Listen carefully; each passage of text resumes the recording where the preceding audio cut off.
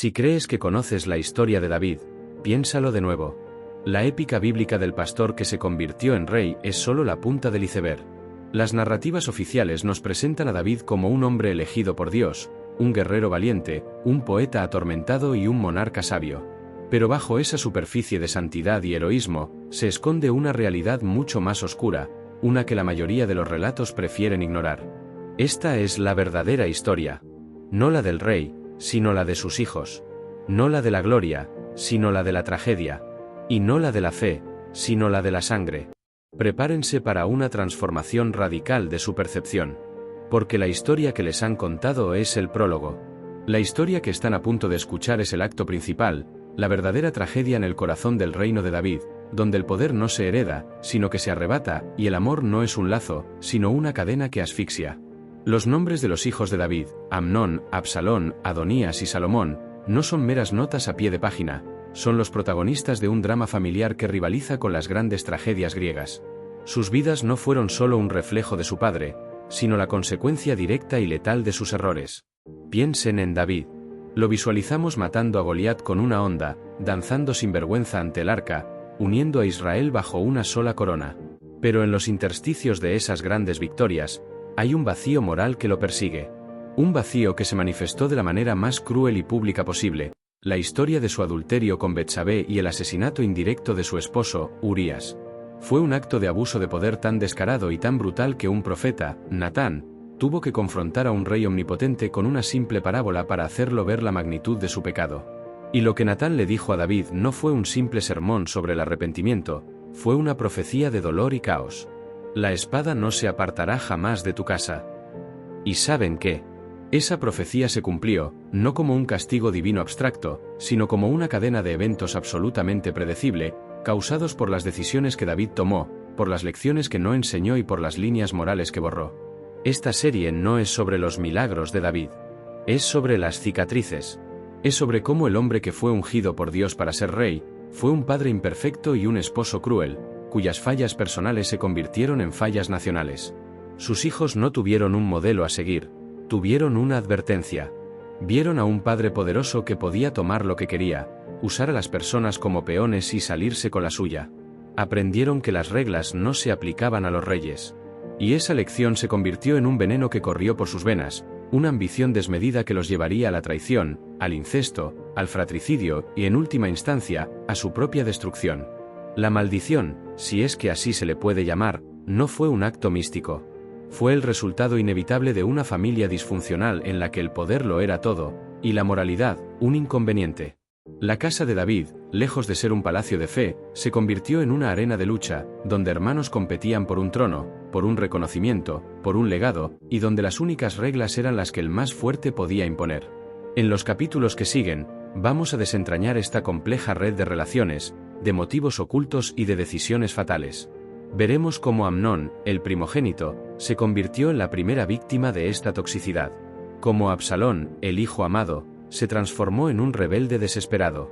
Como Adonías, el heredero olvidado, intentó un último y fatal asalto al poder. Y como Salomón, el hijo de la mujer prohibida, ascendió al trono sobre los cuerpos de sus hermanos. Una vez que veas la verdad de la casa de David, las historias del bien contra el mal, las epopeyas de la fe y la gloria, se desvanecerán para revelar lo que siempre fueron, crónicas crudas, brutales y profundamente humanas. La historia de los hijos de David no es una historia de la Biblia. Es una historia sobre nosotros. Si estás intrigado por lo que viene, haz clic en el botón de me gusta para que más personas puedan descubrir esta historia. Y si ya te has suscrito, bienvenido de nuevo a bordo. La verdad, la cruda verdad, te espera. Imagina un reino en la cúspide de su poder. El rey David ha conquistado Jerusalén, ha sometido a sus enemigos, y ha unificado a las 12 tribus de Israel bajo su mandato. Desde fuera, el reino parece un monolito, una obra maestra de la ambición y la fe. Pero desde dentro, la realidad es mucho más caótica. Es un reino fragmentado, no por la guerra, sino por la política interna, los resentimientos y, sobre todo, por una familia real disfuncional. Y esta disfunción no es un accidente, es una réplica exacta de las decisiones que David tomó. Piensa en la casa de David como un laberinto de rivalidades y lealtades cruzadas. David no tuvo una sola esposa, tuvo múltiples. Y cada una de ellas le dio hijos. La poligamia no era solo una costumbre, era una estrategia política para sellar alianzas. Pero en la intimidad del palacio, esa estrategia se desmoronó, creando un caldo de cultivo para la envidia y la competencia. Cada hijo de una esposa diferente representaba una línea de sucesión, un clan, un grupo de interés. No eran hermanos unidos por la sangre, eran rivales de nacimiento, cada uno con su propia madre, sus propios tíos, sus propios seguidores, todos con la mirada puesta en el trono del anciano rey. El problema era que David no estableció reglas claras de sucesión. La tradición no lo dictaba. Y en ausencia de una norma, la ambigüedad se convirtió en la oportunidad. David había sido el segundo rey. El primero, Saúl, había sido ungido por el profeta Samuel. Pero David no ungió a su sucesor. Y la historia de cómo llegó al poder, no por primogenitura sino por elección divina y conquista, le dio a cada uno de sus hijos una excusa para pensar que él podría ser el elegido. Podría ser el siguiente en ser favorecido. El primer gran conflicto que lo pone todo en movimiento, sin embargo, no fue por el trono, sino por algo mucho más personal e íntimo, el incesto y la venganza. La protagonista de este primer y brutal acto de la tragedia familiar no es una reina o un príncipe, sino Tamar, la hija de David. Y es a través de su violación que vemos la primera fisura irreparable en la casa de David. Tamar era la hermana de Absalón por parte de padre y madre, y la media hermana de Amnón, el primogénito de David. Aquí es donde la poligamia crea un nudo gordiano. Amnón, el heredero al trono, desarrolla una obsesión enfermiza por Tamar. No es amor. Es deseo, es poder, es una manifestación del mismo egoísmo que vimos en su padre. El plan de Amnón para violar a su hermana es metódico, cruel y calculador. Y una vez que lo lleva a cabo, el resto de la historia es inevitable. La justicia no vendrá de la mano de David, que es incapaz o reacio a actuar contra su primogénito. Vendrá de la mano de Absalón. La inacción de David es el eco de su propio pecado. Cuando Betsabé quedó embarazada, David manipuló las circunstancias para matar a Urías. Con Amnón y Tamar, David no hace nada. Solo se enoja, un sentimiento inútil y cobarde. Y al no imponer castigo, al no mostrar que el poder viene con responsabilidad, David le enseña a Absalón una lección mucho más peligrosa, que si quieres justicia, tendrás que tomarla por tu propia mano. Que si las reglas de la moralidad no se aplican a los poderosos, entonces no se aplicarán a nadie. Este es el verdadero origen de la tragedia. No es un rayo que cae del cielo. Es una herida que no se cura. Es la podredumbre interna de un reino que desde fuera parecía invencible. Es la historia de un rey que podía gobernar a una nación, pero no a su propia familia. Aquí comienza la verdadera podredumbre, la semilla del incesto que germinará en un árbol de venganza. El protagonista de este capítulo es Amnón, el primogénito de David, el heredero natural del trono, pero un hombre tan frágil como su padre era poderoso. Amnón no es un villano de manual. Es un personaje trágico, consumido por un deseo que la ley y la moralidad prohíben. No ama a Tamar, la codicia. Su obsesión por ella lo enferma, literalmente. Cae en una desesperación física que solo puede ser aplacada por una cosa, la posesión de su media hermana, la bella Tamar. Pero Amnón no es lo suficientemente valiente para cometer el acto por su cuenta. Necesita un catalizador. Y en este drama, el papel del mal consejero lo asume un personaje secundario, pero crucial, Jonadab, un primo de Amnón. Jonadab es descrito en la Biblia como un hombre muy sagaz. Pero esa sagacidad no es sabiduría, es astucia, es pura malicia. Al ver la angustia de Amnón, Jonadab no lo aconseja, no lo consuela, no lo detiene. En cambio, le da un plan retorcido que manipula la confianza del rey. La estrategia de Jonadab es simple y brillante en su depravación. Le aconseja a Amnón fingir una enfermedad, un dolor tan agudo que solo puede ser aliviado si su hermana Tamar va a su habitación y le prepara unas tortas especiales, un plato que él solo quiere recibir de sus manos. La escena es tan mundana que es aterradora. Imagina al rey David, el conquistador de reinos, un hombre que ha enfrentado a gigantes, siendo engañado por una simple estratagema.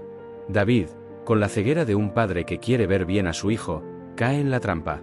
Envía a Tamar al lecho de Amnón, sin sospechar el horror que está a punto de desatarse. Tamar, con la inocencia y el deber de una hermana, obedece. Va a la casa de Amnón, prepara la comida, la hornea.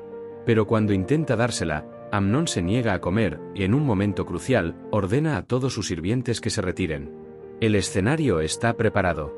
La víctima está a solas con su depredador. Tamar, en su desesperación, intenta razonar con él. Le recuerda que el incesto es un acto abominable en Israel, un tabú sagrado. Le ruega que no la deshonre y le sugiere que, si su deseo es tan grande, hable con su padre, el rey, para que él la entregue en matrimonio.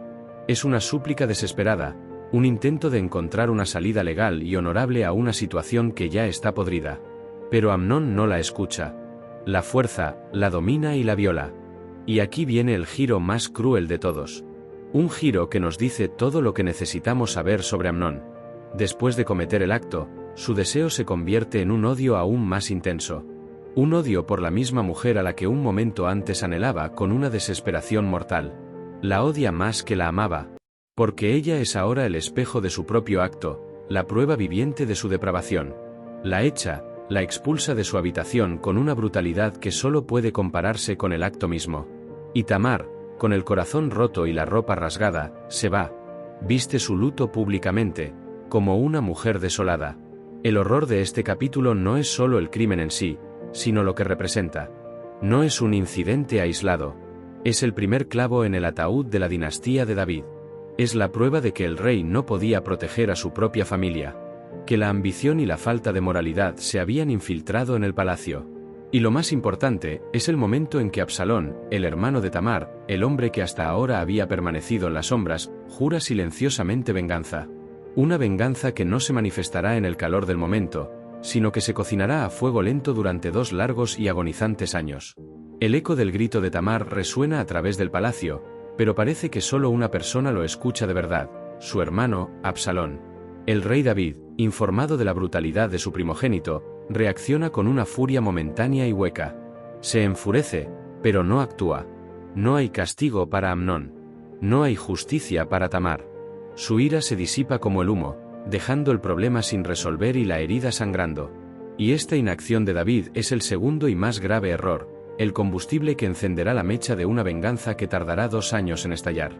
Mientras David se encierra en su dolor, o quizás en su cobardía, Absalón se convierte en el guardián silencioso de la vergüenza de su hermana. Él la acoge en su propia casa, y durante 2 años, no pronuncia una sola palabra sobre el incidente. No grita. No protesta. Su silencio no es una señal de perdón, es una señal de una rabia profunda y helada que se cocina a fuego lento. Es la ira de un hombre que sabe que la ley de su padre, el rey, no es suficiente para castigar la injusticia. Y si la ley no sirve, él tendrá que convertirse en la ley. Imagina a Absalón en esos 2 años. Cada día, ve a su hermana desolada, vestida de luto, con su vida destrozada. Cada día, ve a Amnón, el primogénito, viviendo su vida como si nada hubiera pasado, con la impunidad que le otorga su posición. El resentimiento se convierte en un plan meticuloso, una estratagema que iguala la astucia de Jonadab, pero con un propósito mucho más oscuro y letal. El plan de Absalón no es un simple arrebato de ira, es una obra de teatro con un guión escrito con paciencia y sangre fría. Llega el momento propicio. Absalón organiza una gran fiesta para esquilar las ovejas, un evento tradicional que congregaba a los príncipes de la casa real. Invita a todos sus hermanos, y de manera especial, extiende la invitación a Amnón, el hombre que deshonró a su hermana. David sospecha. El rey, un hombre acostumbrado a la traición, siente que algo no anda bien.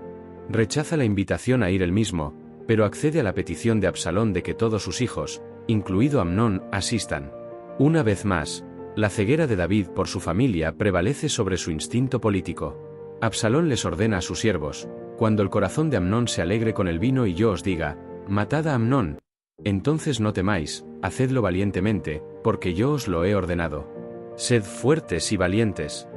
Las palabras no dejan lugar a dudas. Esta no es una pelea de borrachos. Es una ejecución. Un asesinato premeditado, ordenado por un príncipe a sus propios hombres. Cuando Amnón está ebrio, los siervos de Absalón lo matan. Lo matan en medio de una fiesta, a la vista de sus hermanos.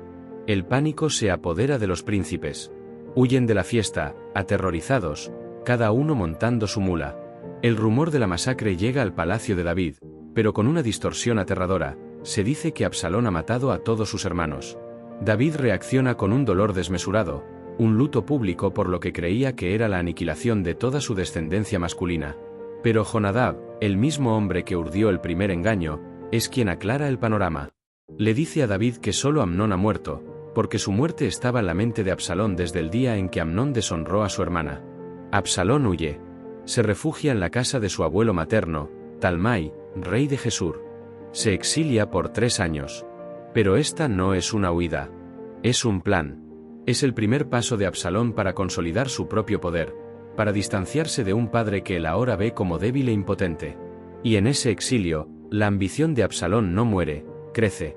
Crece hasta convertirse en una rebelión, un deseo de tomar no solo la vida de su hermano, sino el trono de su padre. Y ahora, el reino está oficialmente dividido. Ya no es una familia en conflicto.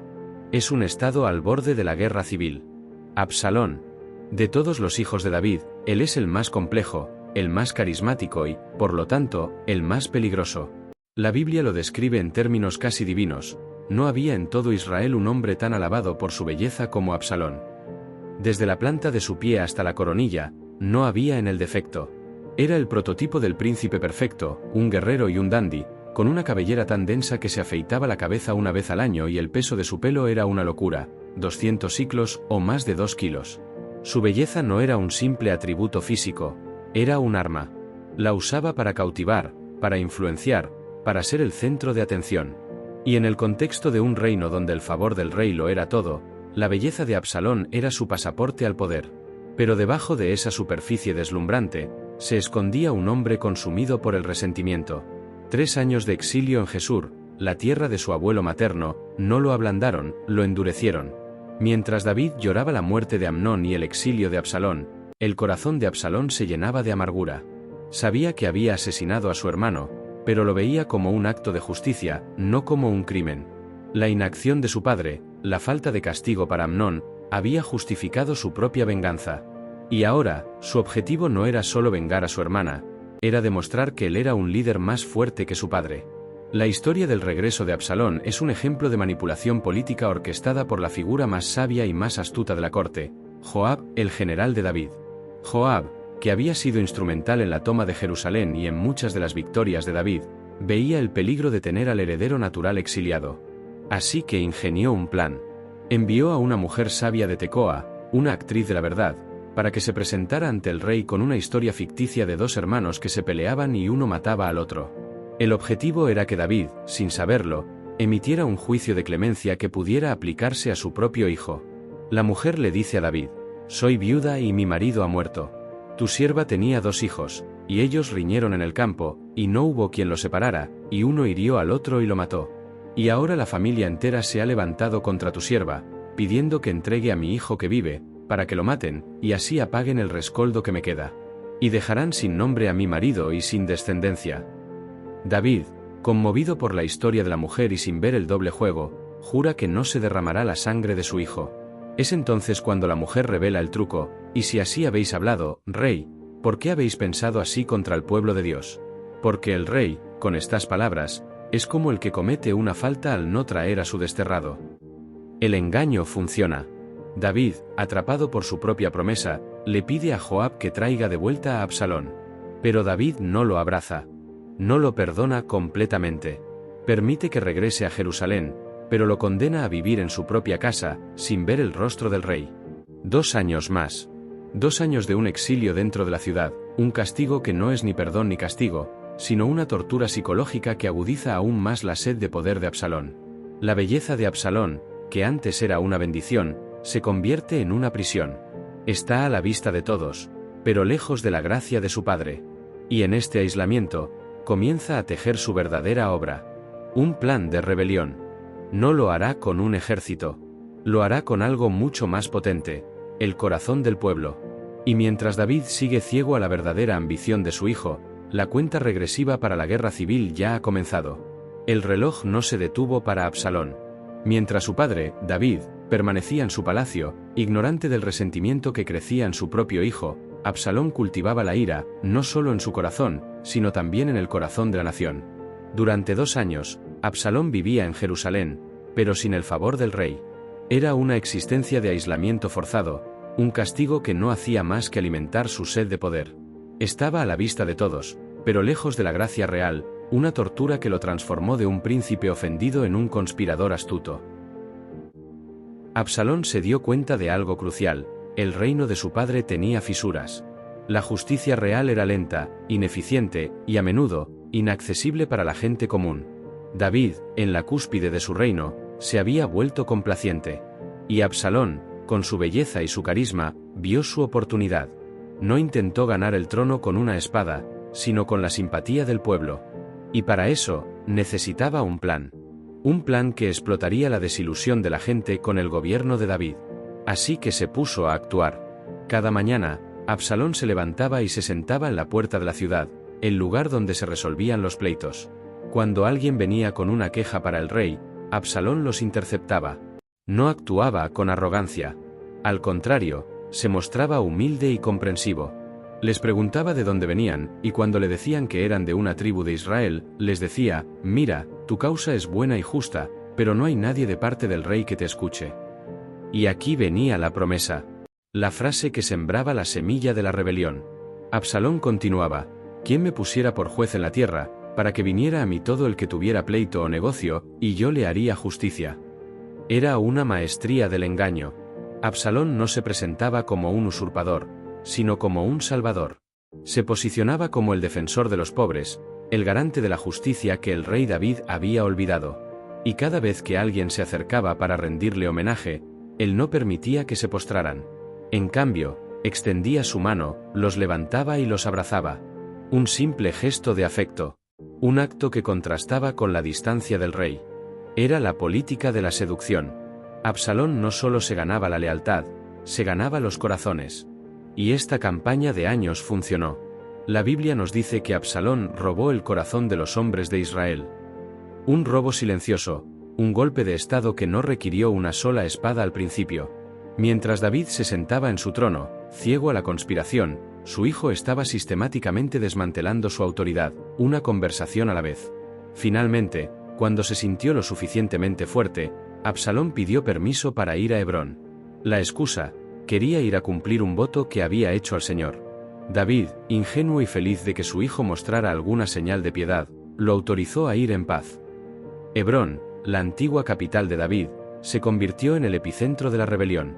Y una vez allí, Absalón envió emisarios a todas las tribus de Israel con un mensaje codificado: cuando oigáis el sonido del shofar, diréis: Absalón reina en Hebrón. La respuesta fue abrumadora. 200 hombres de Jerusalén, invitados por Absalón, lo siguieron sin saber que iban a una conspiración. El profeta Agitofel, uno de los consejeros más brillantes de David, se unió a la causa de Absalón. El golpe estaba en marcha.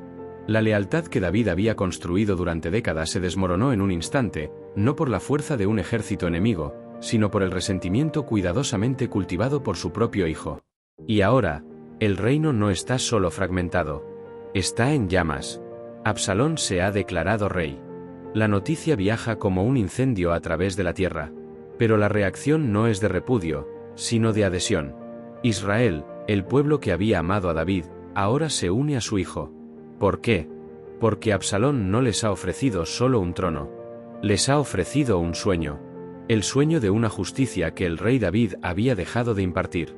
Y con ese sueño como estandarte, se prepara para marchar sobre Jerusalén.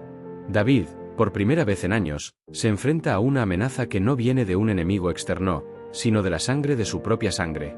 Los mensajeros llegan a Jerusalén con noticias aterradoras: el corazón de los hombres de Israel está con Absalón. La traición es completa. La rebelión es total. Y el rey, que ha confiado en su hijo, se da cuenta de que su reino se tambalea al borde del colapso. La reacción de David es sorprendente. No se prepara para la guerra. Se prepara para huir. Su primer instinto no es luchar, sino proteger. Proteger a la ciudad que ha construido, proteger a su familia, a sus leales seguidores. Levantaos, y huyamos, porque no podremos escapar de Absalón. Apuraos a salir, no sea que nos alcance pronto, y nos alcance el mal, y hiera la ciudad a filo de espada. David comprende que una batalla en las calles de Jerusalén sería un baño de sangre, una tragedia para su pueblo. Así que, con un dolor abrumador, decide dejar la ciudad que ha hecho su capital. La huida de David es una de las escenas más conmovedoras y trágicas de la Biblia. No es la huida de un cobarde, sino la de un rey herido. David y sus seguidores salen de la ciudad a pie. Descalzo. Llorando. Se cubre la cabeza en señal de luto. Lo acompañan su guardia personal, los mercenarios filisteos, y sus más fieles consejeros. Entre ellos, el sacerdote Sadoc y su hijo Ahimaas, y el sacerdote Abiatar y su hijo Jonatán.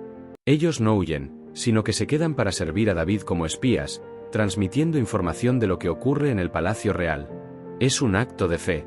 Una promesa de que, a pesar de la traición, la lealtad todavía existe. Pero el momento más doloroso llega cuando David cruza el Monte de los Olivos, el mismo lugar desde donde Jesús lloraría siglos después por Jerusalén. El lugar donde David se enfrenta a su destino. Y allí, un hombre llamado Simei, de la casa de Saúl, el rey al que David había reemplazado, comienza a maldecir a David.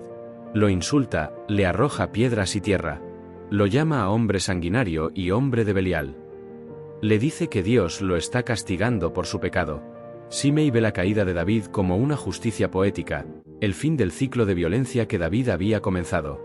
Los guardias de David quieren matar a Simei, pero David se niega. Dejadle que maldiga, dice, porque el Señor le ha dicho que maldiga a David. En su humillación, David acepta su dolor como una consecuencia de sus propios actos. La historia que conocemos del rey David es la del hombre que lucha y vence, la del hombre que se redime y se eleva. Pero la historia de la que nadie habla es la del hombre que debe aceptar el castigo de sus errores, el hombre que ve a su propio hijo convertirse en su peor enemigo. El hombre que, en su hora más oscura, huye de la ciudad que tanto ama. La ironía es que Absalón no está conquistando un reino vacío. Lo está tomando de un padre que, en ese momento, está más destrozado que nunca. Un padre que, en su dolor, se ha convertido en una sombra de sí mismo. Y ahora, Absalón está a punto de entrar en Jerusalén y consumar su golpe, mientras David se retira a la oscuridad, esperando lo inevitable. Mientras el rey David huye de Jerusalén, dejando atrás su palacio, su corona y su poder, la ciudad se abre a un nuevo rey. Absalón, montado en un caballo, entra triunfante en la capital. Lo acompaña su ejército de seguidores y su más brillante asesor, Ahitofel, el consejero que una vez sirvió a David. La traición de Ahitofel es un golpe devastador, porque él no es solo un estratega militar, es un profeta en la política, un maestro de la astucia cuyo consejo es tan valioso que la Biblia lo compara con el oráculo de Dios. La primera orden de Absalón como rey es simple pero brutal.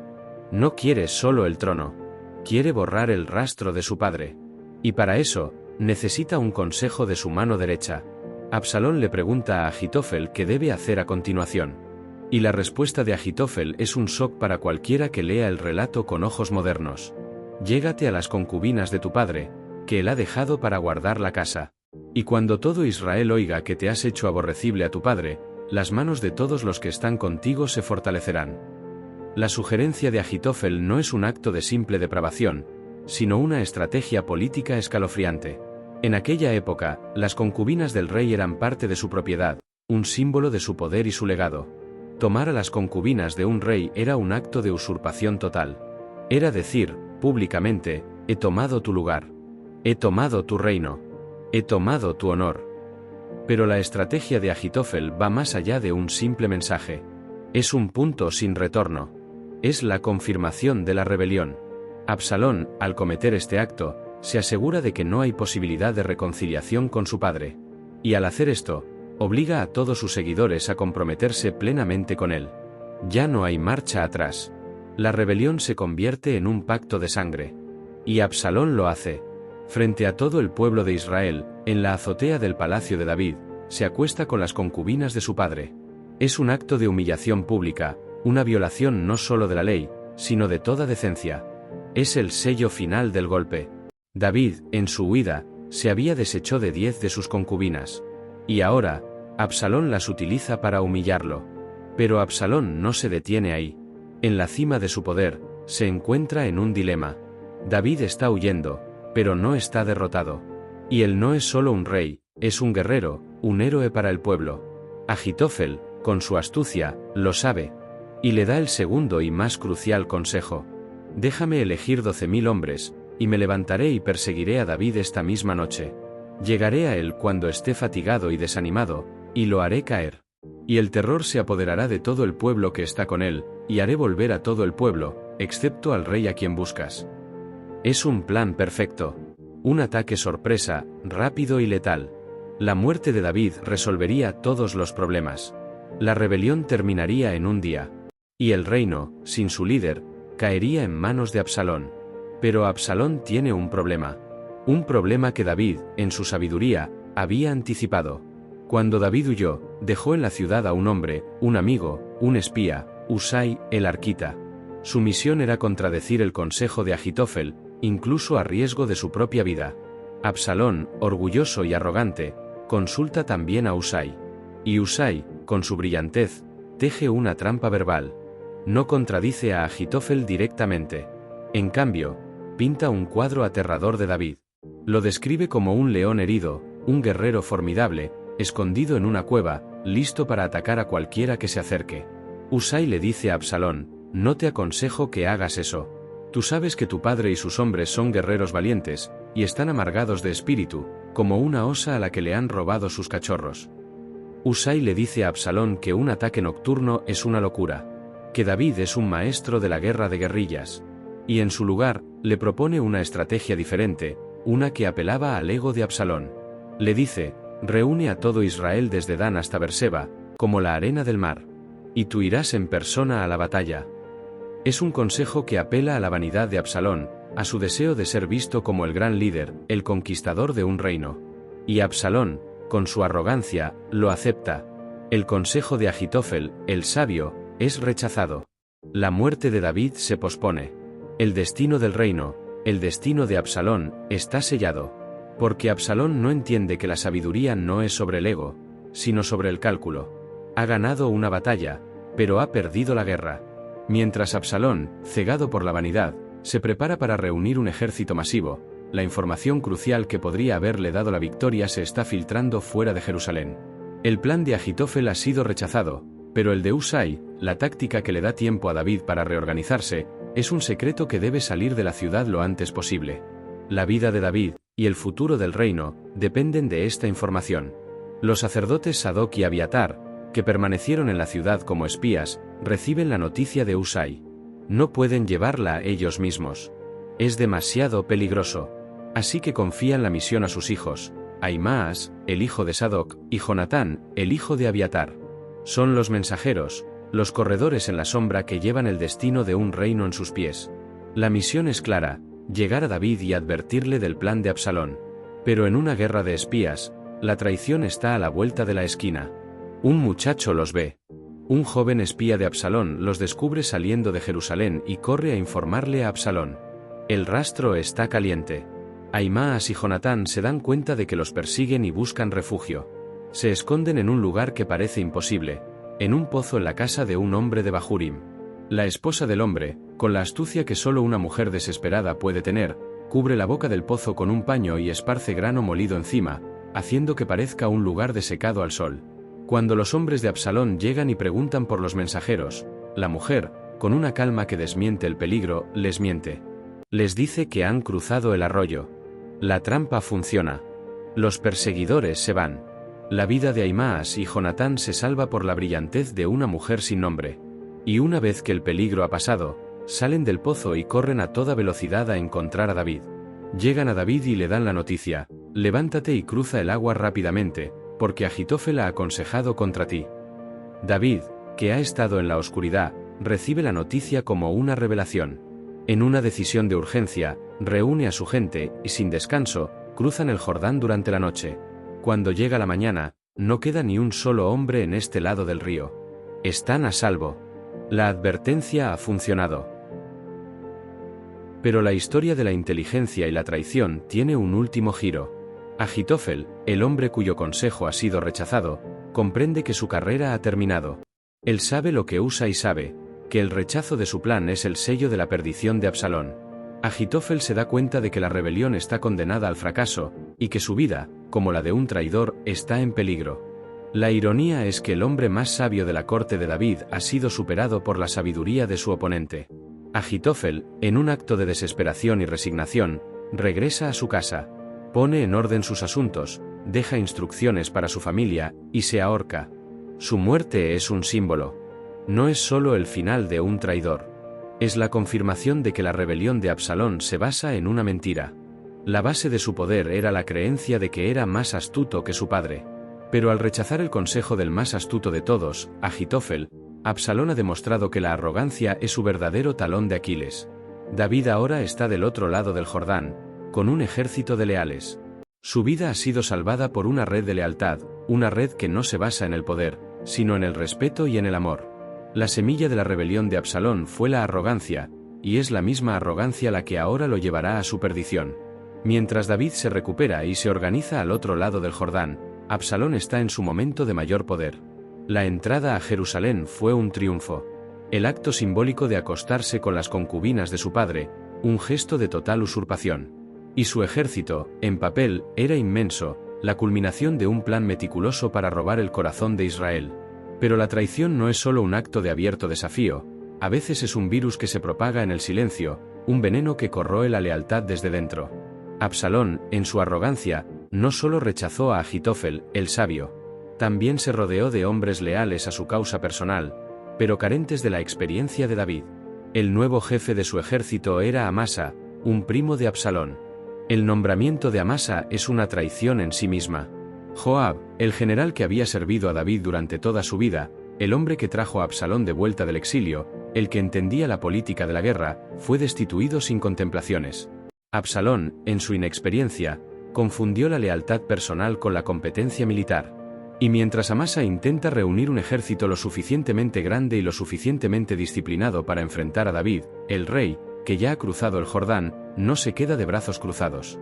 Se ha refugiado en la ciudad de Mahanaim, un lugar estratégico que le da tiempo para reunir a sus propios seguidores, que han acudido en masa a unirse a él, incluyendo a viejos amigos y leales seguidores de las tribus orientales. En Mahanaim, David recibe suministros de hombres que se habían mantenido leales a él. Comida, agua, camas, todo lo que un ejército necesita para la batalla. Es un recordatorio de que a pesar de la traición de la mayoría, un núcleo de lealtad permanece. La batalla es inevitable. David divide a su ejército en 3 divisiones. La primera, bajo el mando de Joab. La segunda, bajo el mando de Abisai, el hermano de Joab. Y la tercera, bajo el mando de Itai el Gitita, un filisteo que había demostrado serle leal a David en su huida. Es una jugada maestra de David, que pone a sus generales más confiables al frente, demostrando que en el campo de batalla, la lealtad es un arma más poderosa que la ambición.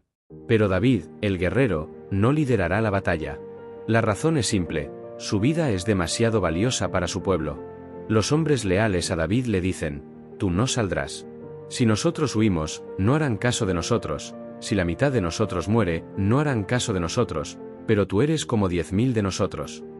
Es un recordatorio del valor simbólico de David. Si David vive, la esperanza vive.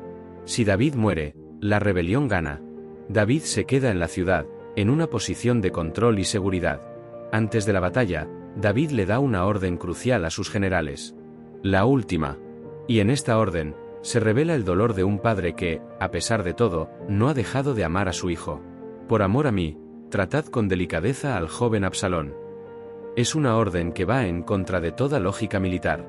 Es la orden de un padre que, aunque sabe que su hijo debe ser derrotado, no quiere que sea asesinado.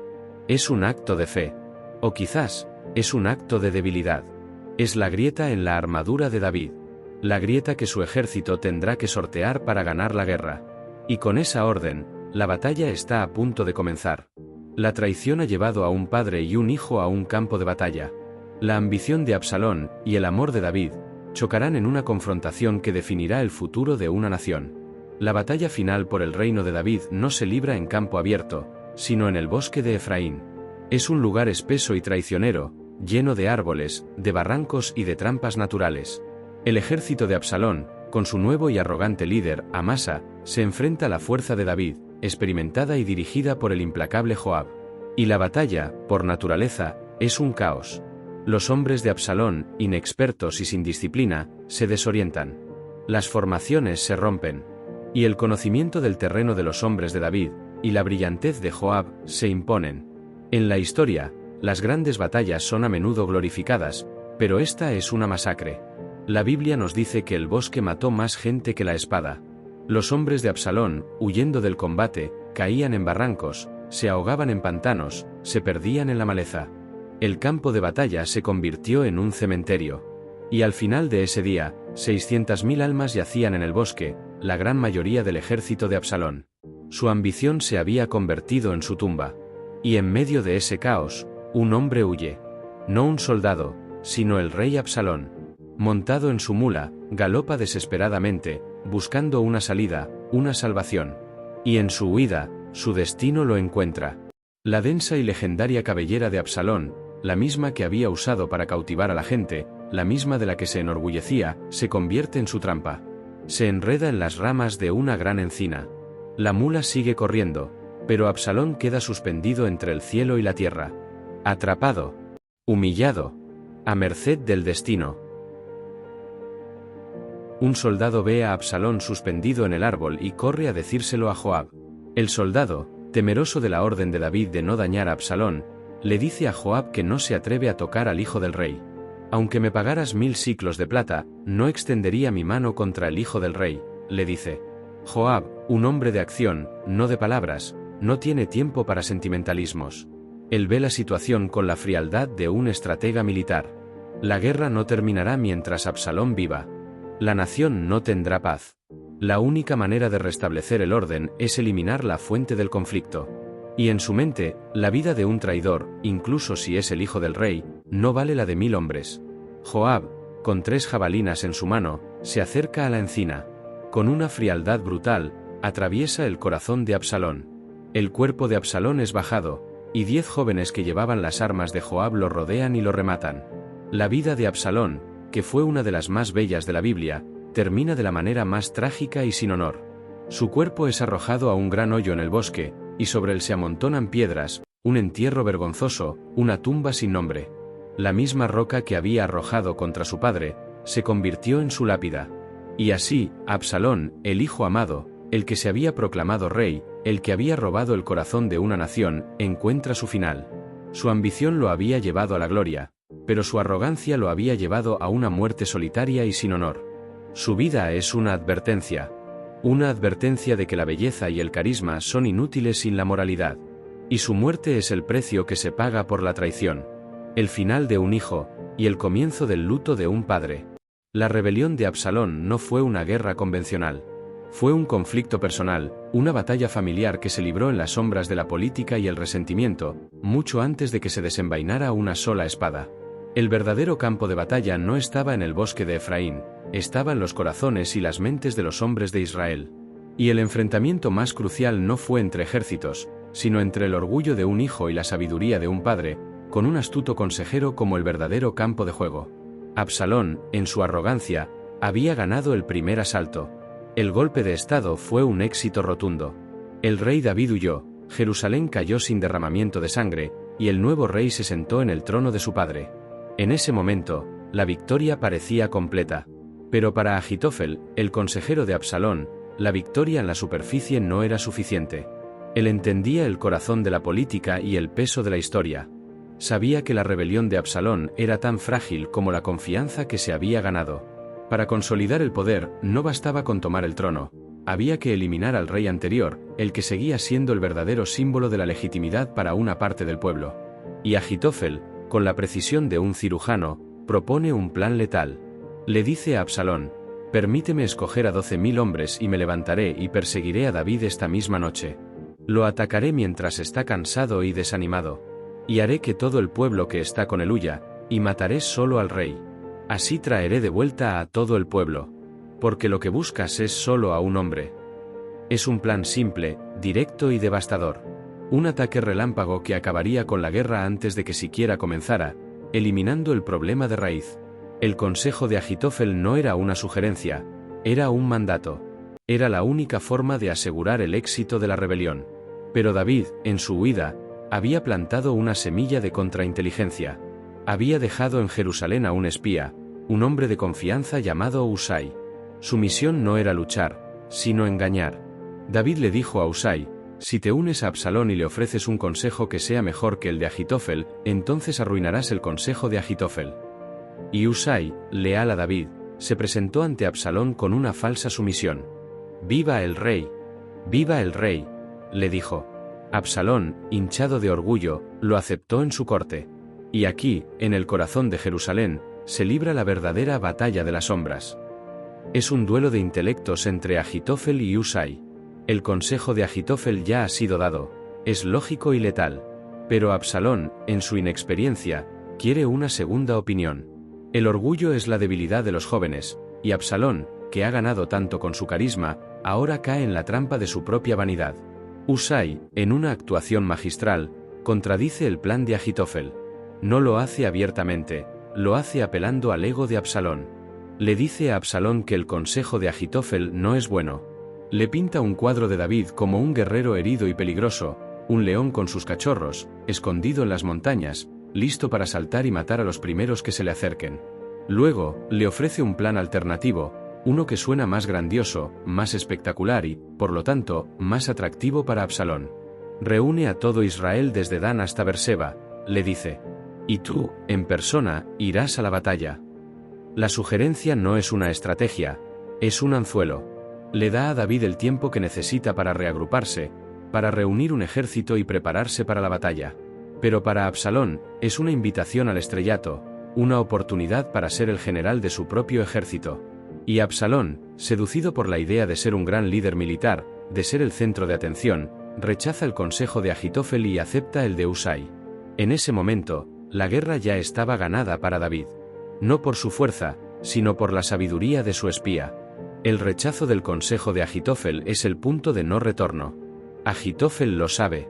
Y su suicidio, ese acto de desesperación, es la prueba final de que la batalla ya se ha librado y se ha perdido en las sombras del palacio, antes de que se disparara una sola flecha. La traición, la ambición y la arrogancia han sido derrotadas por la lealtad y la astucia. Y David, que huyó de la luz, ahora está listo para reclamar su trono. La noticia de la muerte de Absalón vuela por el aire, una mezcla de alivio y tragedia. Y mientras los mensajeros corren a llevar la noticia a David, el dolor de un padre supera cualquier triunfo militar. La primera en llegar es Ahimaas, el mismo mensajero que había salvado la vida del rey. Él corre a toda velocidad y le dice a David que la batalla ha sido ganada. Pero cuando David, con el corazón en la garganta, le pregunta por Absalón, Ahimaas, con la astucia de un mensajero que sabe que hay noticias que duelen demasiado, no responde directamente. Le dice a David que vio un gran tumulto, pero que no sabía qué había pasado. Entonces llega un segundo mensajero, el cusita. Y este mensajero no tiene la delicadeza de Ahimaas. Es un soldado, un portador de la verdad sin adornos. Cuando David le pregunta por Absalón, el cusita responde con una frialdad brutal, que los enemigos de mi señor el rey, y todos los que se levantaron contra ti para hacerte daño, sean como ese joven. Y con esas palabras, David lo entiende todo. Su hijo está muerto. El dolor de David es tan profundo que la victoria se desvanece en una neblina de tristeza. Sube al cuarto que está encima de la puerta y llora. Y en su llanto, se oye un lamento que resuena a través de la historia. Hijo mío Absalón, hijo mío Absalón. Ojalá hubiera muerto yo en tu lugar, Absalón, hijo mío, hijo mío. El grito de David no es solo por la muerte de su hijo. Es por la muerte de su esperanza. Es por el final de una tragedia que él mismo había ayudado a escribir. Es el dolor de un hombre que se da cuenta, demasiado tarde, de que sus errores lo han llevado a esta pérdida. El ejército, victorioso, se entera del luto de su rey. Y lo que debería haber sido un triunfo se convierte en una vergüenza. Los soldados, que habían luchado valientemente por su rey, entran en la ciudad como si hubieran sido derrotados. Con sus rostros cubiertos, avergonzados de la victoria. La celebración se silencia. La victoria se ha convertido en una derrota moral. El amor de David por su hijo había eclipsado la lealtad de sus hombres, una prueba de que su corazón, aunque grande, estaba en el lugar equivocado. Es Joab, el general, quien debe enfrentarse al rey. Joab, un hombre de guerra, no entiende el dolor de David.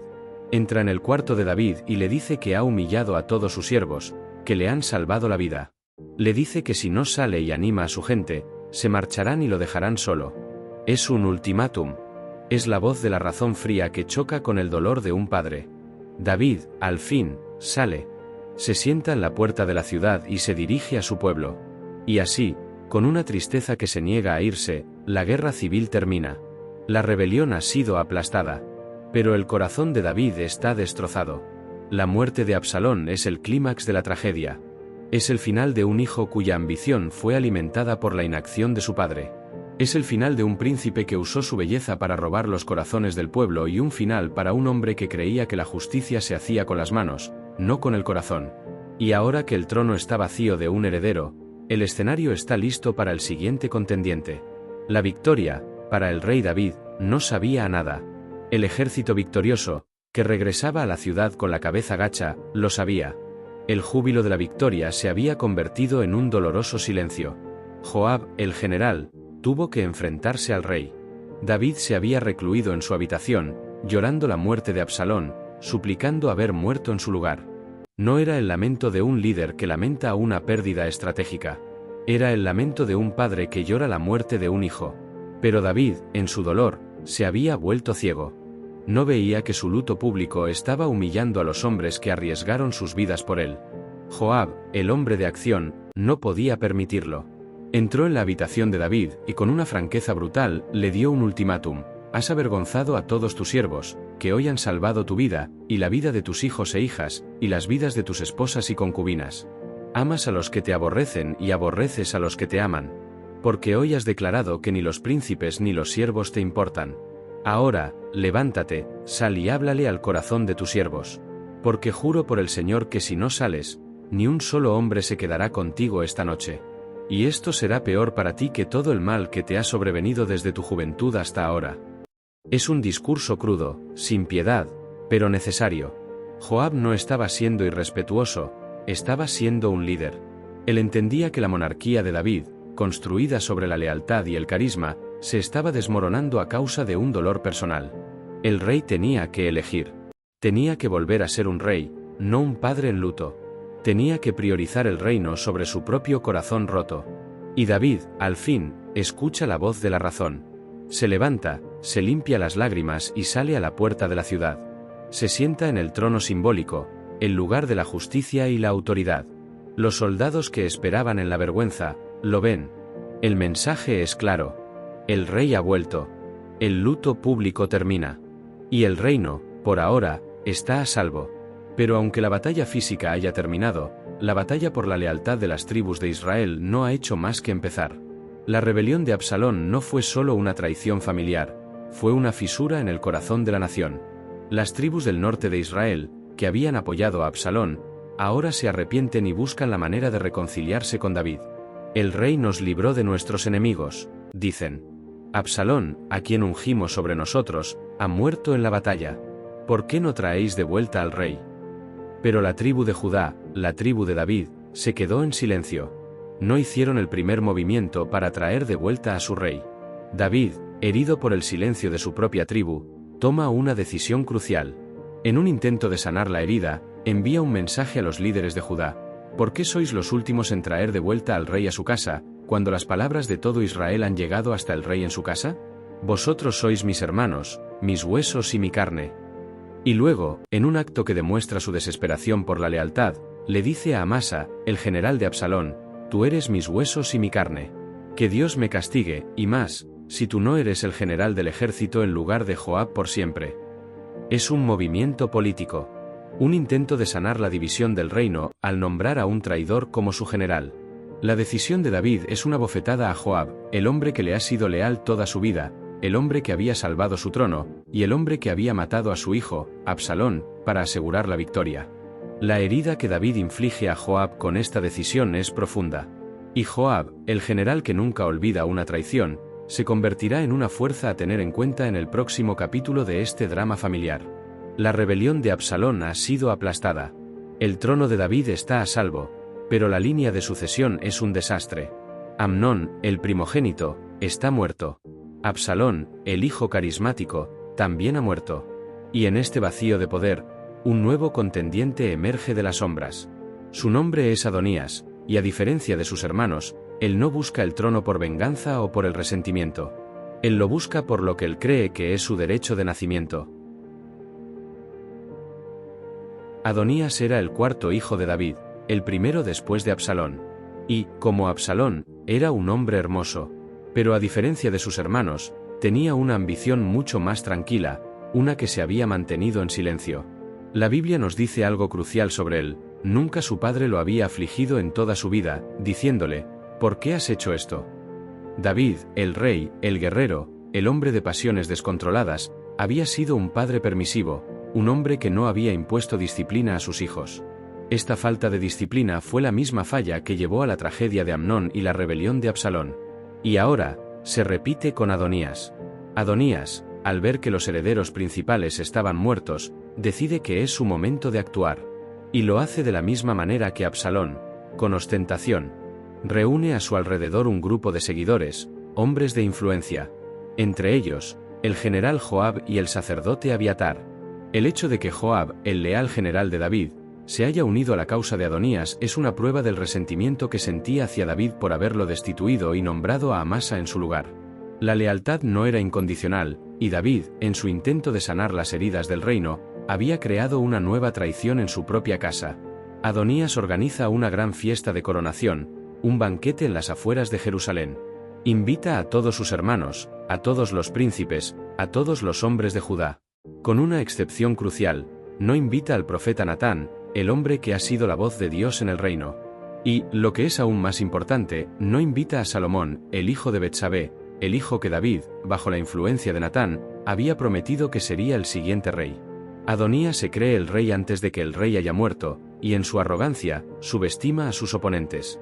Él piensa que la voluntad popular es suficiente para ganar el trono, sin entender que la verdadera voluntad, en la corte de David, era una mezcla de profecía, política y poder. El banquete de Adonías es un acto de usurpación, una proclamación de un nuevo reinado mientras el viejo rey aún vive. Es un momento de peligro para David y su reino. Pero en las sombras, las fuerzas que se oponen a Adonías ya están en movimiento. El profeta Natán, un hombre que no se deja intimidar por la ostentación o el poder, ve el peligro. Sabe que si Adonías se convierte en rey, Salomón y Betsabé están en peligro. Y la promesa de Dios sobre la línea de David está en riesgo. Natán se alía con Betsabé. Él le dice a ella, la madre de Salomón, que debe ir a ver a David. Entra el rey David, y dile, ¿no juraste, oh rey, tu siervo, diciendo, de cierto Salomón, tu hijo, reinará después de mí, y él se sentará en mi trono? ¿Por qué, entonces, reina Adonías? La estrategia de Natán es brillante. Apela a la memoria de un rey anciano, a su juramento sagrado, y a la amenaza que se cierne sobre la vida de su hijo y su esposa. Betsabé entra. Y mientras ella está hablando con el rey, Natán entra y confirma la historia. Él le dice a David, se ha hecho esto por orden de mi señor el rey, y no has hecho saber a tus siervos quién se sentará en el trono de mi señor el rey después de él. Es un golpe maestro. La jugada de Natán y Betsabé es perfecta. Han despertado a un rey que estaba dormido en su vejez. Han recordado un juramento sagrado que se había olvidado. Y han puesto al rey en una posición en la que debe actuar. El trono, que Adonías creía suyo, se tambalea. La escena está lista para el final del drama. El rey David, anciano y debilitado, se sienta en su cama. Delante de él, se encuentran dos de las figuras más poderosas y astutas del reino, el profeta Natán y la reina Betsabé. Juntos, han tejido una trampa de la que Adonías, el aspirante al trono, no podrá escapar. La estrategia de Natán y Betsabé fue brillante en su simplicidad. Apelaron a la memoria de un rey que había olvidado su propia promesa. Betsabé, con la urgencia de una madre que teme por la vida de su hijo, le ruega a David que actúe. Le recuerda el juramento que él mismo le había hecho, que Salomón, el hijo de ambos, reinaría después de él. Mi señor, el rey, tú juraste a tu sierva por el Señor tu Dios, diciendo, ciertamente Salomón, tu hijo, reinará después de mí, y él se sentará en mi trono, le dice. Le ruega que no permita que un usurero tome el lugar que le pertenece a su hijo.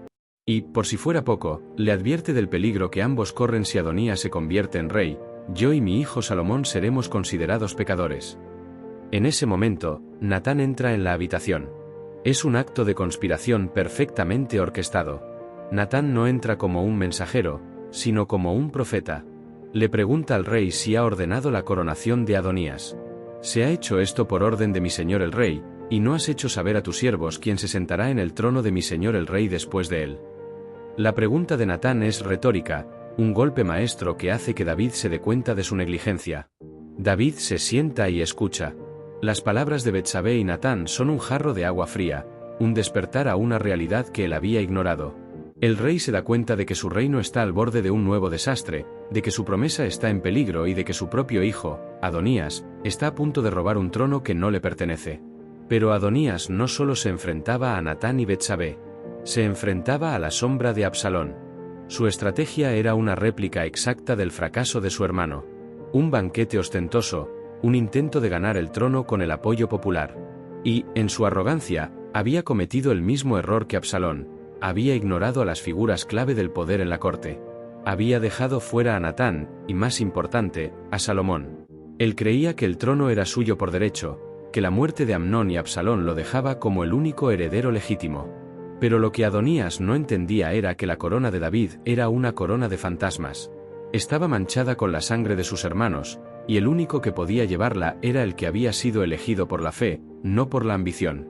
En este momento de urgencia, David toma la decisión más importante de sus últimos años. Llama a los líderes de su reino.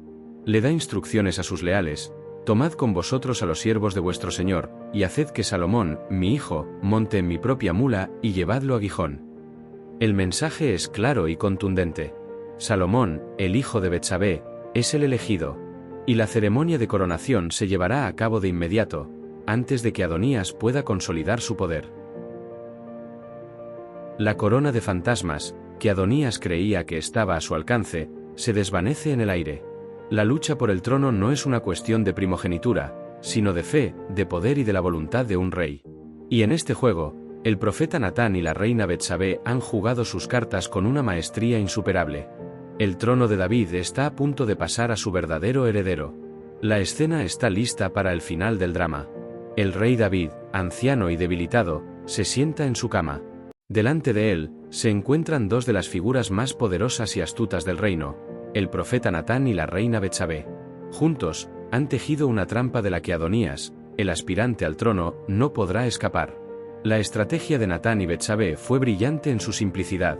Apelaron a la memoria de un rey que había olvidado su propia promesa. Betsabé, con la urgencia de una madre que teme por la vida de su hijo, le ruega a David que actúe. Le recuerda el juramento que él mismo le había hecho, que Salomón, el hijo de ambos, reinaría después de él. Mi señor, el rey, tú juraste a tu sierva por el Señor tu Dios, diciendo: ciertamente Salomón, tu hijo, reinará después de mí, y él se sentará en mi trono, le dice. Le ruega que no permita que un usurero tome el lugar que le pertenece a su hijo. Y, por si fuera poco, le advierte del peligro que ambos corren si Adonías se convierte en rey: yo y mi hijo Salomón seremos considerados pecadores. En ese momento, Natán entra en la habitación.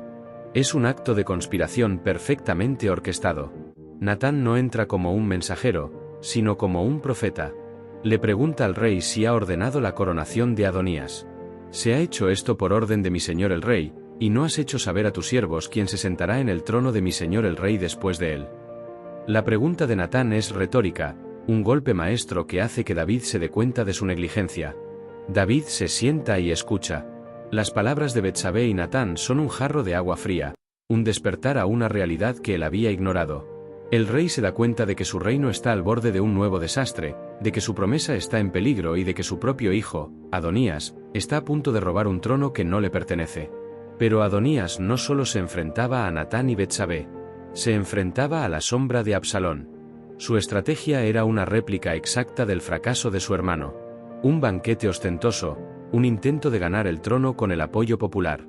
Y, en su arrogancia, había cometido el mismo error que Absalón. Había ignorado a las figuras clave del poder en la corte. Había dejado fuera a Natán, y más importante, a Salomón. Él creía que el trono era suyo por derecho, que la muerte de Amnón y Absalón lo dejaba como el único heredero legítimo. Pero lo que Adonías no entendía era que la corona de David era una corona de fantasmas. Estaba manchada con la sangre de sus hermanos, y el único que podía llevarla era el que había sido elegido por la fe, no por la ambición. En este momento de urgencia, David toma la decisión más importante de sus últimos años. Llama a los líderes de su reino. Le da instrucciones a sus leales: tomad con vosotros a los siervos de vuestro señor, y haced que Salomón, mi hijo, monte en mi propia mula, y llevadlo a Gijón. El mensaje es claro y contundente. Salomón, el hijo de Betsabé, es el elegido. Y la ceremonia de coronación se llevará a cabo de inmediato, antes de que Adonías pueda consolidar su poder. La corona de fantasmas, que Adonías creía que estaba a su alcance, se desvanece en el aire. La lucha por el trono no es una cuestión de primogenitura, sino de fe, de poder y de la voluntad de un rey. Y en este juego, el profeta Natán y la reina Betsabé han jugado sus cartas con una maestría insuperable. El trono de David está a punto de pasar a su verdadero heredero. En la corte del rey David, los generales se movían con espadas, los príncipes con sus ejércitos, y los cortesanos con sus intrigas. Pero había un hombre cuya única arma era la palabra. Su nombre era Natán, y su poder era tan grande como el del rey. No era un guerrero, no era un político, era un profeta. Era la voz de Dios. Y en el último acto del drama de la casa de David, es él quien, desde las sombras, mueve los hilos que decidirán el destino de la nación. Natán ya había demostrado su poder una vez, cuando confrontó a David por su adulterio con Betsabé y el asesinato de Urías. Con una simple parábola sobre una oveja, forzó a un rey omnipotente a enfrentarse a su propio pecado y a aceptar el castigo. Ahora, años después, con David en su lecho de muerte, Natán vuelve a entrar en acción. Pero esta vez, no lo hace para castigar, sino para salvar. La conspiración de Adonías, el aspirante al trono, era un peligro para el reino. Era un acto de usurpación que amenazaba con desatar una nueva guerra civil, una guerra que podría haber sido tan sangrienta como la rebelión de Absalón. Pero Natán no se enfrenta a Adonías de frente. Él es un estratega. Él sabe que la fuerza de Adonías radica en la debilidad y la ceguera de David, y que la única manera de detenerlo es despertar a un rey que se había vuelto complaciente con la vejez. Natán se alía con Betsabé. Es una alianza de necesidad, una unión de la política y la fe. Betsabé tiene el poder de la intimidad, la cercanía con el rey. Y Natán tiene el poder de la profecía, la capacidad de hablar en nombre de Dios. Juntos, orquestan un plan brillante, un golpe de estado en el palacio que se llevará a cabo a la vista de todos, pero en el silencio de una conversación. Natán le da instrucciones precisas a Betsabé: entra al rey y recuérdale su juramento. Recuérdale que prometió que Salomón sería rey. Y mientras tú estés hablando, yo entraré y confirmaré tu historia.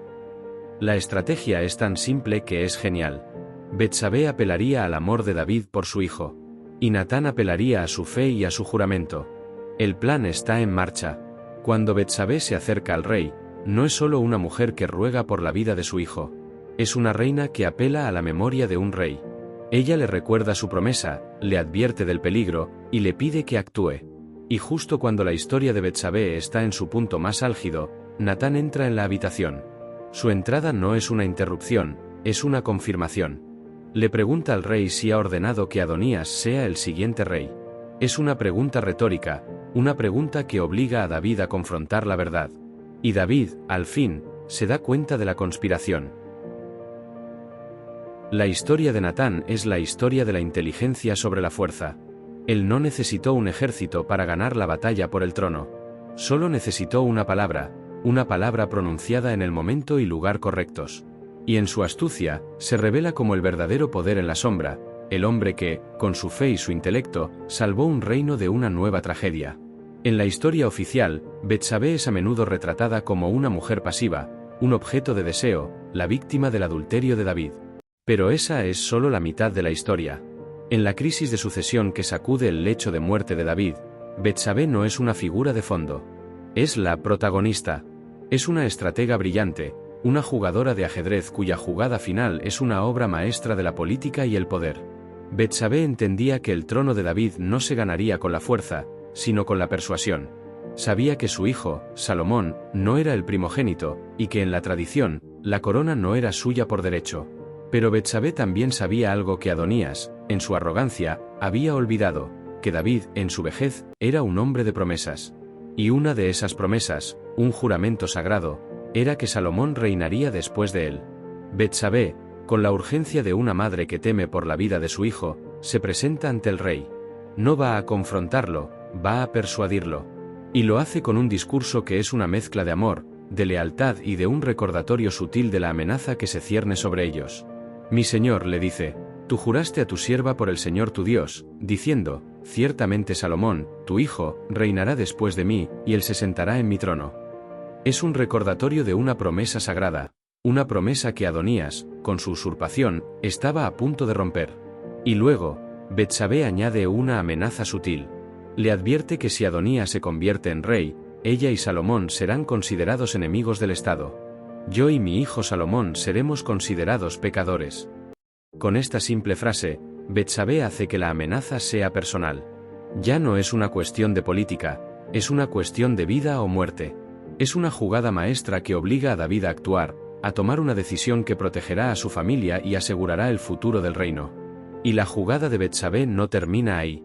Ella, en su sabiduría, sabía que necesitaba un aliado. Y su aliado es el hombre más poderoso en la corte, el profeta Natán. Juntos, orquestan una conspiración perfectamente sincronizada. Mientras Betsabé habla con el rey, Natán entra. Su entrada no es una interrupción. Es una confirmación. Le pregunta al rey si ha ordenado la coronación de Adonías. Es una pregunta retórica, una pregunta que obliga a David a confrontar la verdad.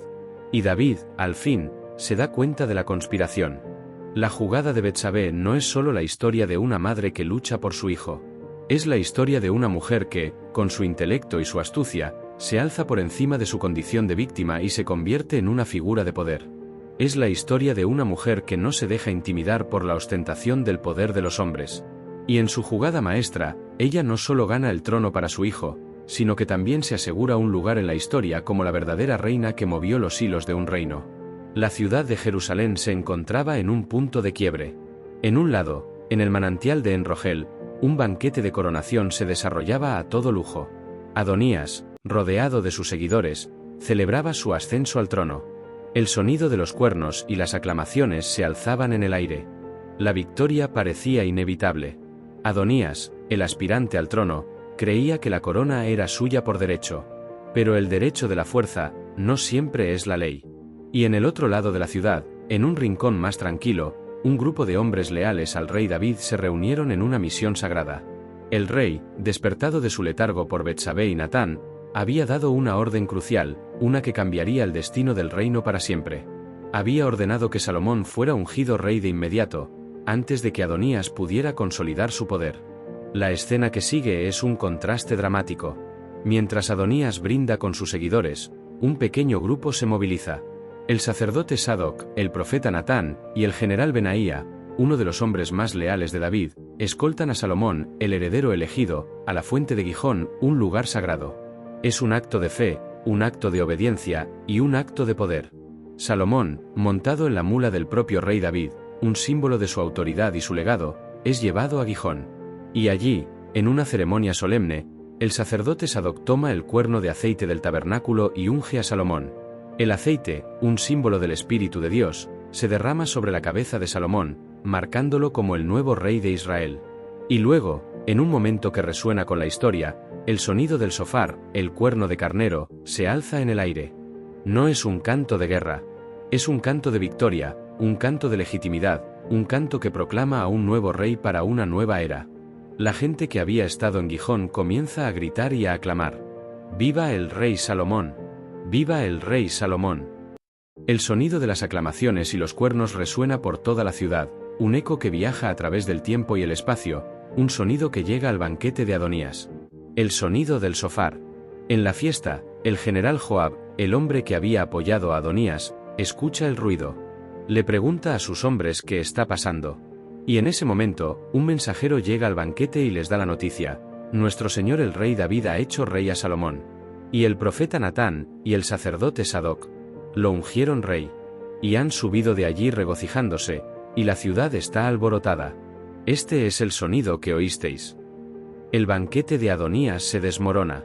La celebración se convierte en terror. Los invitados huyen, cada uno por su cuenta, dejando a Adonías solo y desesperado.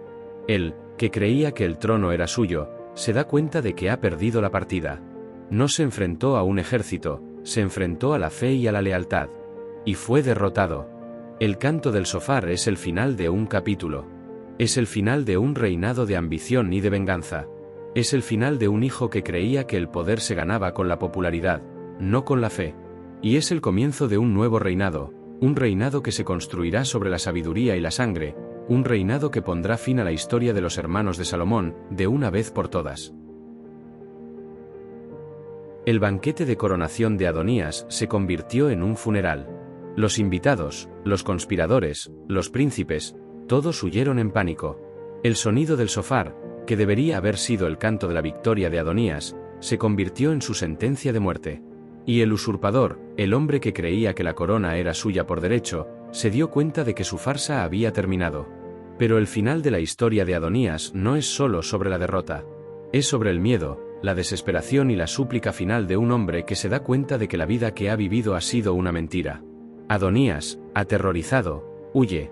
No se esconde en una cueva. No se refugia en una ciudad. Huye a un lugar sagrado, a un santuario. Se aferra a los cuernos del altar, un lugar de asilo que la ley de Moisés protegía. Creía que si se aferraba a la santidad del altar, su vida sería respetada.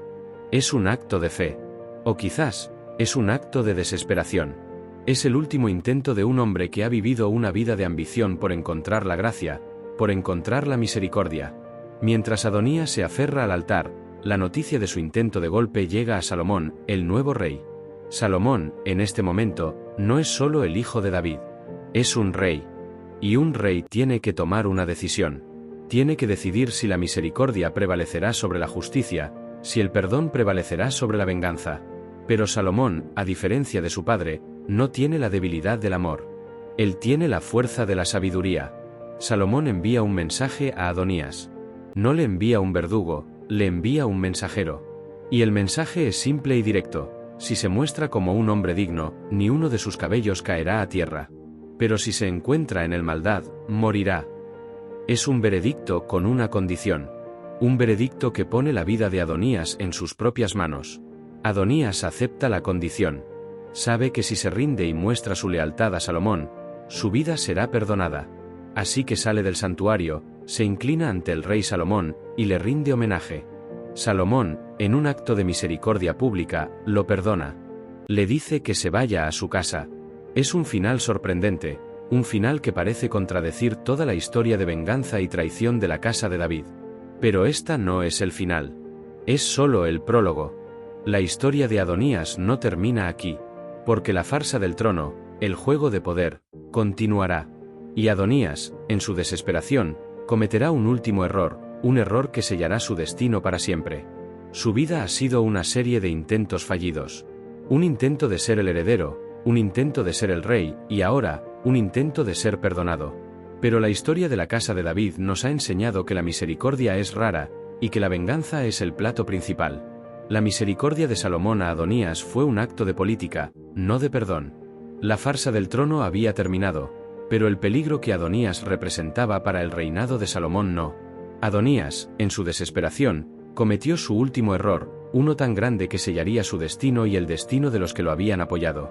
Adonías se acerca a Betsabé, la madre de Salomón, con una petición. Le dice que el reino era suyo, que la gente de Israel lo había esperado. Pero, en una movida que no era más que una excusa, le pide que interceda ante el rey Salomón para que le dé como esposa a Abisag, la joven que había cuidado de David en su lecho de muerte. En aquella época, tomar a la concubina o sierva de un rey era un acto de usurpación. Era un mensaje al reino de que el hombre que la tomaba era el verdadero sucesor del trono. Adonías, con su pedido, estaba desafiando la autoridad de Salomón. Betsabé, en su ingenuidad o en su astucia, acepta. Se presenta ante su hijo, el rey, y le pide que le conceda la petición a Adonías. Salomón, en una muestra de su brillantez, entiende la trampa. No se deja engañar por la aparente inocencia de la petición. ¿Y por qué pides para el Abisag, la sunamita? Pide también para él el reino, porque él es mi hermano mayor, y tiene de su parte al sacerdote Abiatar y a Joab, el hijo de Zeruía. La respuesta de Salomón es una mezcla de ironía y de una furia helada. Entiende que Adonías no solo quiere a Abisag, quiere el reino. Y la respuesta de Salomón es brutal. Se levanta de su trono y dice: así haga Dios conmigo, y aún me añada, si esta palabra no le ha costado la vida a Adonías. Salomón le ordena a su general, Benaía, que ejecute a Adonías. Y Adonías, el aspirante al trono, el hombre que se había creído el rey, muere. Pero Salomón no se detiene ahí. Entiende que para consolidar su poder, debe eliminar la amenaza desde la raíz. El sacerdote Abiatar, que había apoyado a Adonías, es despojado de su sacerdocio. Salomón lo exilia. El general Joab, el hombre que había apoyado a la rebelión de Absalón y la conspiración de Adonías, también es una amenaza. El rey le ordena a Benaía que lo mate. Y Joab, el gran general de David, el hombre que había salvado el reino, se aferra al altar, el mismo lugar al que se había aferrado Adonías. Pero a diferencia de Adonías, Joab no recibe misericordia. Benaía lo mata en el altar, y lo entierra en su propia casa. La limpieza de Salomón es total. En un solo movimiento, elimina a todos los rivales de su trono. La historia de los hijos de David, una historia de ambición y de venganza, llega a su final. Amnón, Absalón, Adonías, todos mueren. El trono está limpio de rivales, libre de amenazas. La sangre ha sido derramada, y el reino, por primera vez en años, encuentra la paz. El reinado de Salomón no comienza con la paz, sino con la sangre. El joven rey, el hijo de Betsabé, no es un idealista como su padre. Es un pragmático, un hombre que entiende que el poder no se gana con la misericordia, sino con la fuerza. La primera acción de su reinado no es un acto de construcción, sino un acto de demolición. Él usa su poder no para perdonar, sino para vengar. Y al hacerlo, se convierte en el fin de la historia de los hijos de David. Salomón, ahora que ha consolidado su poder, se enfrenta a sus rivales y a las amenazas del pasado. El primero en caer es Adonías, el aspirante al trono, el hombre que creía que el poder era suyo por derecho de nacimiento. Adonías, en su desesperación, comete un error fatal. Le pide a Betsabé, la madre de Salomón, que interceda por él para que le dé a Abisac, la sierva de David. Es un acto de usurpación. Es un mensaje al reino de que él, Adonías, todavía se considera el heredero. Y Salomón, en una muestra de su sabiduría, entiende la trampa. No se deja engañar por la aparente inocencia de la petición. ¿Y por qué pides para él a Abisac, la sunamita? Pide también para él el reino, porque él es mi hermano mayor, y tiene de su parte al sacerdote Abiatar y a Joab, el hijo de Zeruía. La respuesta de Salomón es un veredicto de muerte. Y Adonías, el hombre que creía que la corona era suya, muere. Pero Salomón no se detiene ahí. Entiende que para consolidar su poder, debe eliminar la amenaza desde la raíz. El sacerdote Abiatar, que había apoyado a la conspiración, es despojado de su sacerdocio. Salomón lo exilia. La amenaza más grande, sin embargo, es Joab, el general que había servido a David durante toda su vida. Joab había apoyado a la rebelión de Absalón y la conspiración de Adonías. Y Salomón entiende que la lealtad de Joab es al poder, no al rey. El rey le ordena a Benaía, su general, que lo mate. Joab, en su desesperación, se aferra a los cuernos del altar, el mismo lugar que Adonías había usado para buscar asilo. Pero a diferencia de Adonías, Joab no recibe misericordia. Benaía lo mata en el altar, y lo entierra en su propia casa. La limpieza de Salomón es total. En un solo movimiento, elimina a todos los rivales de su trono. La historia de los hijos de David, una historia de ambición y de venganza, llega a su final. Amnón, Absalón, Adonías, todos mueren. El trono está limpio de rivales, libre de amenazas. La sangre ha sido derramada, y el reino, por primera vez en años, encuentra la paz. Pero esta paz no es el resultado del perdón, sino de la espada de Salomón.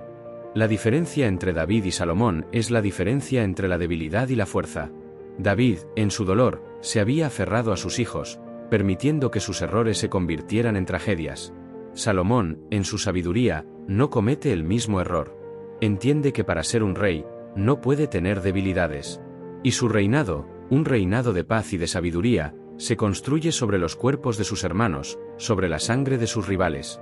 La espada de Salomón no es una herramienta de guerra, sino una herramienta de poder. El reinado de Salomón comenzó con una limpieza brutal. Pero el final de los hijos de David no es solo una historia de venganza. Es una lección sobre el poder y la naturaleza humana. Amnón, Absalón, Adonías y Salomón, aunque todos eran hermanos, eran la encarnación de diferentes fallas. Y en sus muertes, dejaron un legado que definirá el futuro de una nación. Amnón, el primogénito, fue la encarnación del deseo. Consumido por una pasión enfermiza, no se detuvo ante la ley o la moralidad. Su historia es una advertencia de que la falta de disciplina, la falta de control, puede llevar a la destrucción de uno mismo y a la ruina de los que te rodean.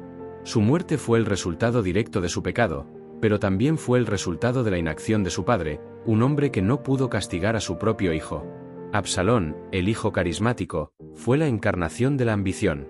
Usó su belleza, su carisma y su astucia para robar el corazón de una nación. Pero su ambición era hueca. No se basaba en la justicia o en la fe, sino en el orgullo y en el resentimiento. Su historia es una advertencia de que el carisma sin moralidad es una fuerza peligrosa. Y su muerte, un final solitario y sin honor, es el precio que se paga por la traición. Adonías, el heredero olvidado, fue la encarnación de la arrogancia. Él creía que el trono era suyo por derecho de nacimiento, y en su arrogancia, subestimó a sus oponentes. Su historia es una advertencia de que la ambición sin sabiduría es una fuerza ciega. Y su muerte, un final repentino y violento, es el resultado de su último y fatal error. Y Salomón, el último hijo, es la encarnación de la sabiduría y de la fuerza.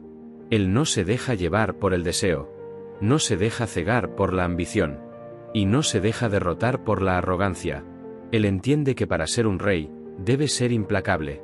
Y su legado, un reinado de paz y de prosperidad, se construye sobre los cuerpos de sus hermanos, sobre la sangre de sus rivales. La historia de los hijos de David no es solo una anécdota bíblica, es una crónica de poder, de política y de la naturaleza humana. Es una historia que nos enseña que el pecado de los padres se paga con la sangre de los hijos, que la debilidad de un líder puede llevar a la destrucción de una nación, y que la paz, a menudo, no se gana con la misericordia, sino con la espada. La historia de los 4 hijos de David no es una serie de eventos aislados, es una lección brutal sobre la causalidad. Cada tragedia, cada traición, cada muerte, no fue un castigo divino al azar, sino la consecuencia directa de una cadena de errores que comenzó mucho antes de que nacieran. Y en el centro de esta cadena de eventos, se encuentra un solo hombre, el rey David. El primer eslabón en esta cadena de destrucción fue el pecado de David con Betsabé y el asesinato de Urías. Este acto no fue solo un pecado moral, fue un acto de abuso de poder tan descarado que el profeta Natán tuvo que confrontar a David. Y lo que Natán le dijo a David no fue una amenaza, fue una profecía: la espada no se apartará jamás de tu casa.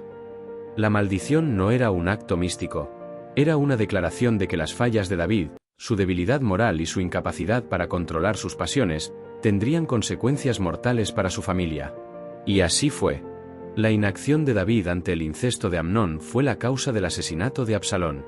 El exilio de Absalón y el silencio de David fue la causa de la rebelión.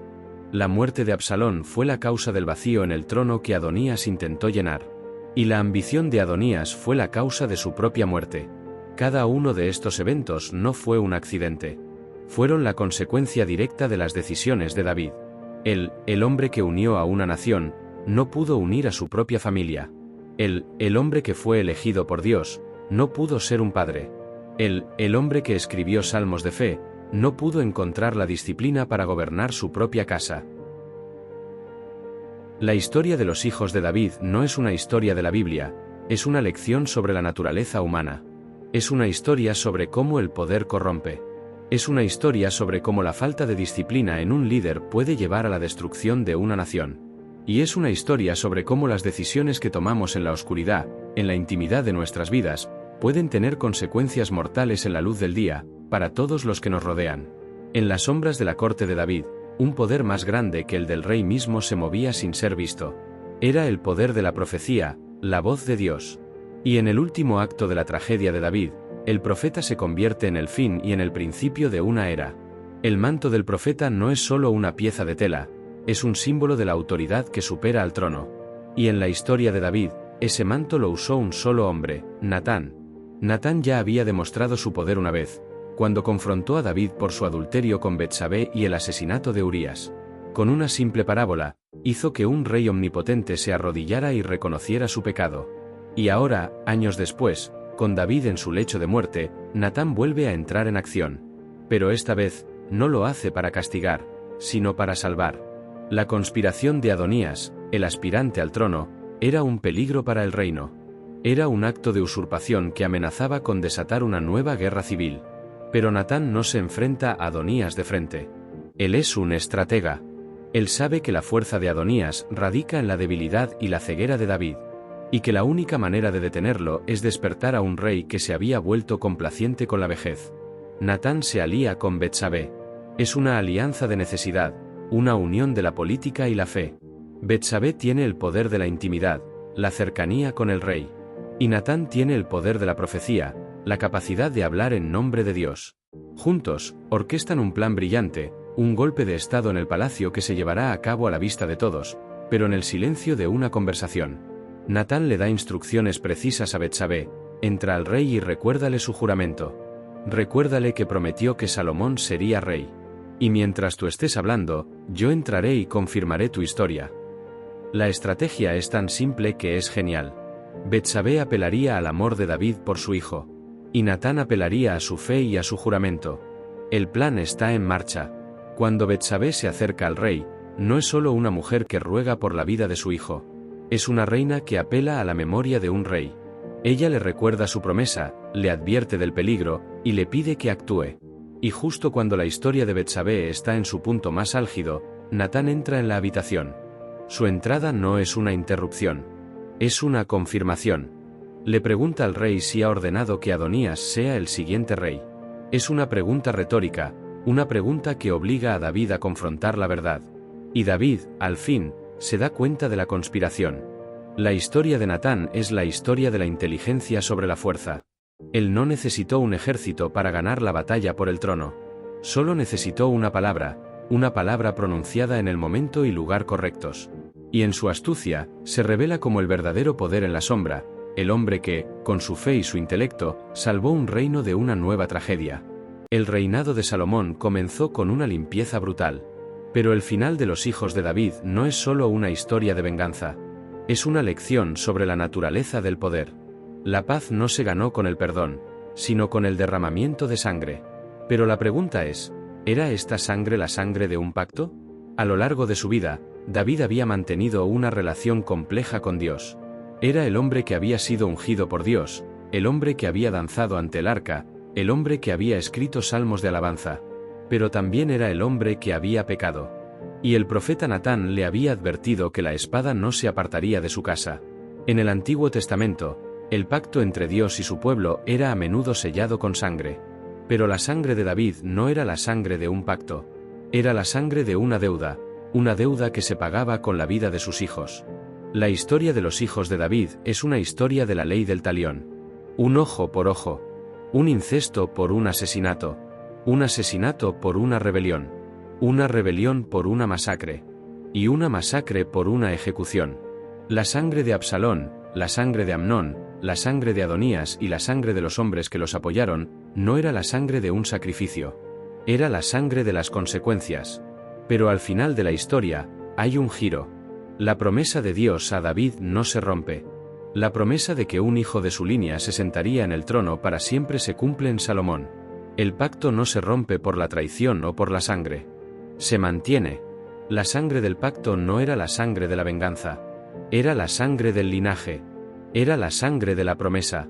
Y en el final de la historia, la sangre de los hijos de David no es la sangre del fracaso. Es la sangre que purifica el trono. Es la sangre que permite que un nuevo reinado comience. Un reinado de paz, un reinado de sabiduría, un reinado que honra la promesa de Dios. La sangre del pacto no es la sangre que se derrama por la venganza. Es la sangre que se derrama por la promesa. Hemos llegado al final de nuestra historia. Y la verdad que hemos descubierto no está en las grandes batallas, sino en las grietas del relato. La historia de los 4 hijos de David no es una simple anécdota bíblica. Es una crónica brutal de poder, de política y de las consecuencias inevitables de las fallas humanas. La verdad final es que el trono de David, el trono que se construyó sobre la fe y el coraje, estaba manchado con la sangre de su propia familia. Y la culpa no era de un castigo divino al azar. La culpa era del propio David. La Biblia nos lo presenta como un rey piadoso, un hombre que se arrepintió de sus pecados. Y lo hizo. Pero su arrepentimiento no borró las consecuencias. El incesto de Amnón fue una réplica de la falta de control de su padre. La ambición de Absalón fue una réplica del deseo de poder de su padre. La arrogancia de Adonías fue una réplica de la creencia de su padre de que las reglas no se aplicaban a los reyes. Y la crueldad de Salomón fue una réplica de la brutalidad de su padre, un hombre que no dudó en matar para conseguir lo que quería. La verdad final es que la historia de la casa de David no es una historia de la fe. Es una historia sobre la naturaleza humana. Es una historia sobre cómo el poder corrompe. Es una historia sobre cómo la falta de disciplina en un líder puede llevar a la destrucción de una nación. Y es una historia sobre cómo las decisiones que tomamos en la oscuridad pueden tener consecuencias mortales para todos los que nos rodean. La historia de los hijos de David es una advertencia de que la grandeza de un rey no se mide por sus victorias, sino por su capacidad para gobernar su propio corazón. Y David, a pesar de sus victorias, a pesar de sus salmos, a pesar de su fe, no pudo gobernar su propio corazón. Y en su fracaso, sus hijos pagaron el precio. Esta historia ha terminado. El trono de David está a salvo, pero a un costo inmenso. Y el legado que deja no es el de la paz, sino el de una verdad final. La verdad de que la sangre de la familia siempre es más pesada que el agua de la victoria.